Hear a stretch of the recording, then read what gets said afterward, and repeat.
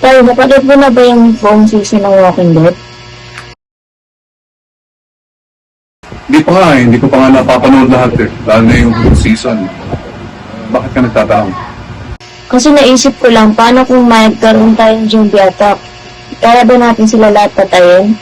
Siguro mo kaya natin mag-survive kasi sobrang na-advance ng mga armas natin na gawa sa US, China, sa Russia, gano'n. At saka yung iba pang mga advanced na bansa. Ganun ba? Kaya ba natin sila patayin sa isang buson lang? Oo naman. May mga bombs na tayo eh. Naghahanap ako ng clips. In those days, figuring out the power of a bomb was done by measuring the size of the mushroom cloud. Eh tay, paano kung hindi sila tamaan sa ulo? Di ba dapat sa ulo sila tatamaan para mamatay? Hindi naman kasi tayo sigurado kung dapat sa ulo sila dapat tamaan eh. Kasi sa pelikula lang naman yan. Eh tay, yung bomb explosion sobrang lakas. Baka pati tayo maapektuhan ng pagsabog, di ba? Oo, totoo yun. Pero meron na tayong mga tinatawag na smart bombs na gawa sa US. Ano yung smart bombs? Ano yung smart bomb?